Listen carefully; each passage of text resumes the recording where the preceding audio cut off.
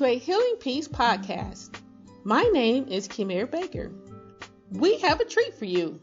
We ask the question, how do women respond when life or people hurt us? The remainder of this podcast is on this subject. Also, just for our podcast listeners, we are providing an assessment that identifies where you are in dealing with emotional hurt. After you listen, give us a podcast review.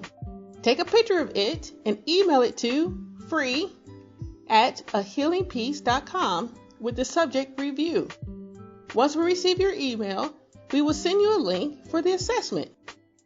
Let's get started.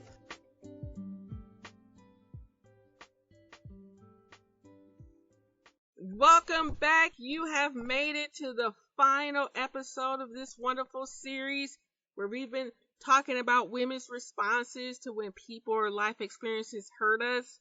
We've talked about a lot so far. We've identified the 4 ways that most women respond from being hurt: shutting down, self-doubt, hurting those who hurt us, pushing others away. We also talked about enduring conflict amongst believers. We talked about God's character, how he remains true, longs for us, hurts with us, and is love. We also revealed that we are not alone. Woo! This has been a packed series. And I know I needed to hear that I was not alone. And I still do need to hear it. And that's why I'm here, to support you guys too. Because sometimes we just need to know. For this final episode, I would like to begin a conversation about using our experiences to strengthen us. I think most of us heard the statement, what does not break you makes you stronger. I'm confident that we've seen movies that demonstrate the triumph of human spirit. A movie like someone falsely being in prison, serve their time, ultimately moves out or gets released and then make a difference. And you know what? As I say this, I am reminded of Nelson Mandela, who endured prison but later became the president of South Africa. We also have seen movies that reveal others going physical ailments only to become stronger and to compete in the Olympics, or the real life story of Nick Vujicic, a motivational speaker who does not have limbs. Contrary to this fact, he lives more determined than most who have arms and legs. I don't know if you ever heard him speak, but man, the guy is inspiring.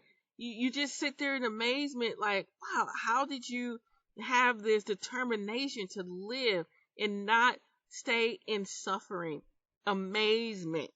I'll tell you this, in the midst of all of these great stories, God, he wants us to be an inspiration for others as well, to be able to use our circumstances or experiences to inspire others, to help them get to their next part of their journey. And as you know how we do, we're going to talk about the Bible. I'm going to jump right into it and talk about Joseph, and if you guys ever heard Joseph, the amazing Technicolor dream coat. Tongue twister. That's a good one. Joseph, we're going to pick up in Genesis 37, where Joseph is noted for being the favorite of 12 sons. Due to his father's favoritism, his brothers hated him. Twice he dreamt that his brothers would bow down to him. His second dream also revealed that the world will bow down to him. Now, Joseph, he couldn't help himself. He couldn't believe what he was dreaming. He got so excited, so he went round and told his brothers. And you know what happened? They were angry. They were like, dude, we ain't bowing down to you. And they hated him even more. One day, when Joseph went searching for them, his brothers saw him and wanted to kill him. They was just so mad. They couldn't take it no more. However, one brother was like, oh, you guys, maybe we should just throw him in the pit instead. They did. And then after eating their meal, they realized that they probably shouldn't kill their brother. Oh, you think it? Instead, they sold him to a foreign land. Fast forward. While in a new place, Joseph is falsely accused and thrown into prison. He remained in prison for about 11 to 13 years. After several attempts to be set free, he finally received his chance. He won over the Pharaoh by explaining the dream. Him and his dreams. As a result, Pharaoh viewed Joseph as a wise man and placed him in charge of his kingdom. During this reign, a famine occurred. The famine affected his homeland and where his brothers and his father lived. After several events, which you can read on your own, Joseph reunites with his family. His brothers do eventually bow down to him, as depicted in the dream. But after all the hardships, Joseph made a profound statement to them, to his brothers, that is. Joseph said to them, "Do not be afraid, for I am in God's place.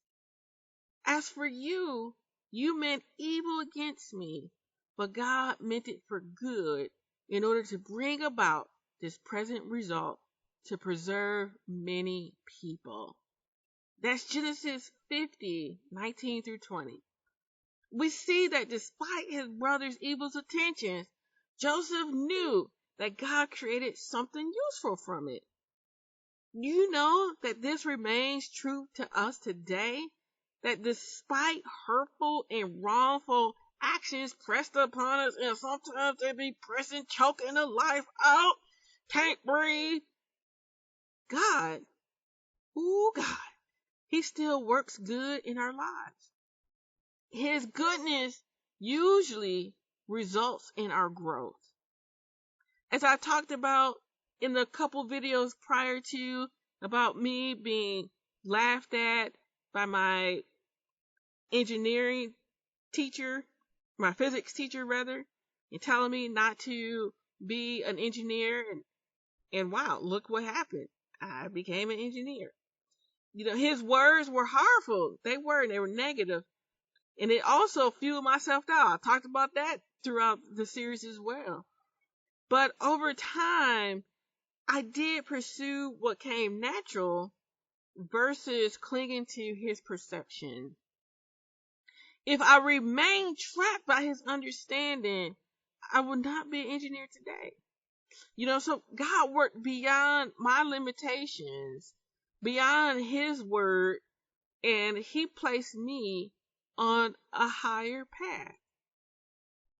If you remember a couple of episodes back as well, when I was talking about how God hurts for us, I talked about how my job, where my boss treated me so poorly, got me all boo-hooing, crying, and how women came to come to instill faith in me.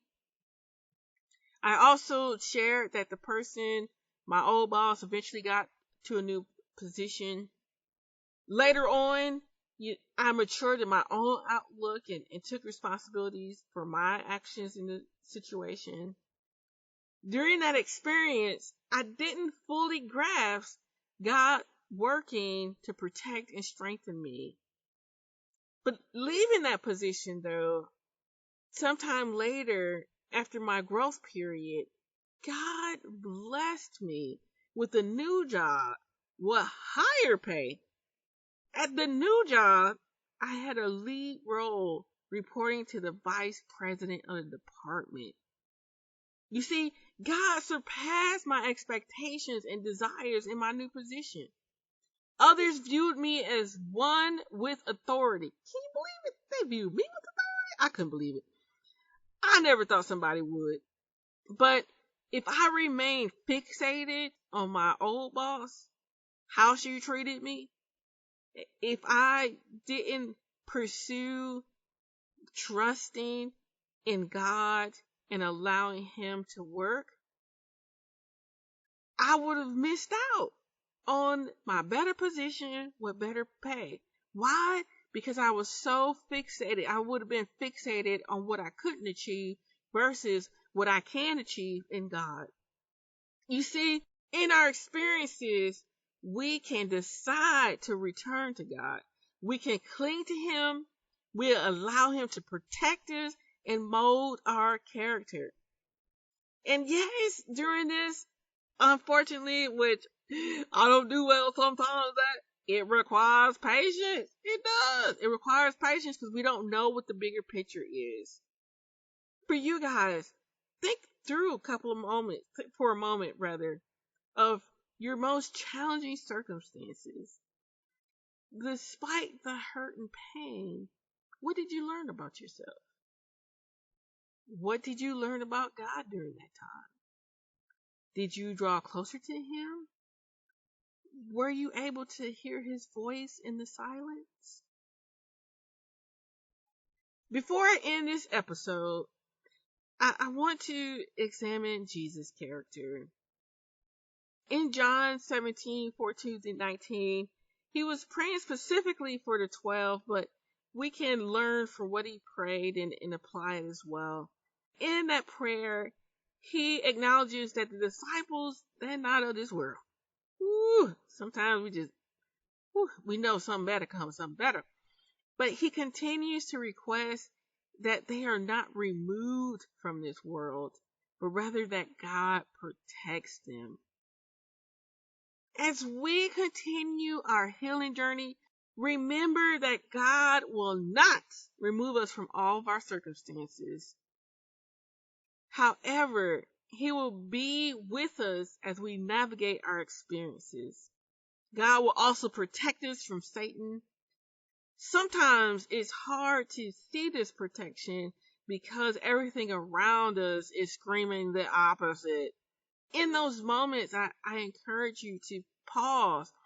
Say, okay, my emotions, I'm pausing you right now, and spend time in deep reflection, deep prayer, and asking God to open your eyes to see what He's trying to do in your life. We may conclude sometimes that He's not protecting us from the pain and affliction, but again, in those moments where those emotions and those thoughts come to haunt us and accuse God, remember that Satan too wants to keep us from God's truth. Satan and our emotions, they blind us from seeing God's hand. And remember that you are still on the journey. You do not know the full outcome yet. Joseph, he could have thought, man, you know what? God left me. I've been sold to a foreign king. I'm in prison. Every time I'm about to get out, something happens. I'm thrown back in. What's going on? God, where are you during this time? But you know what, though? Even during his imprisonment, God brought favor to Joseph through the jailer. And that's in Genesis 39:21. You see the jailer having favor on Joseph. Even though he was in prison, God was protecting him in that journey. I don't know where you are in your emotional healing stage, but I'm asking you to allow God to strengthen you. I'm asking you to remain faithful, knowing that God will protect you. Despite the conflict, God will never leave us. I ask you to not allow your circumstances to force you away from God's presence. Instead, let's remain in Him. Instead, let's return to Him. Instead, let's be embraced by Him. Instead, know that you're not alone. Instead, remember that unconditional love. Remember that He is still there to protect you. When you do all of those things, wrestling in that manner, resting in Him, allowing Him to strengthen you in your journey, you will triumph. As you triumph, you will inspire others to do the same. They're like, girl, how you do that? And you can go, well, this is what the Lord done helped me with. It's contagious. Ladies, thank you for taking this journey with me. We have gone through, as I stated in the beginning, a lot of information. I'm grateful for you listening to all of my stories, for listening to all these passages. Ultimately, I would like to encourage you on your emotional healing journey. Again, to let you know that you're loved, that you're not alone, that God wants to be with you, that He's trying to embrace you with His love, and to remind you that yes, We're going to go through some tough times. That's just reality as we're here on this earth. But luckily, we have a Father who doesn't stop fighting for us, who doesn't stop loving us and telling us we can do it. All right, now, you know what I'm going to say. Go ahead, let us know, share your thoughts. Go to ahealingpeace.com, leave us some feedback. And of course, we have an excellent companion workbook to this lesson. We want to keep you moving forward, jiving. Come back for our next series. That's a hot one too. This concludes our podcast. Please go to ahealingpeace.com for the workbook and to leave us feedback. Don't forget to write us a podcast review. Send that email to free@ahealingpeace.com.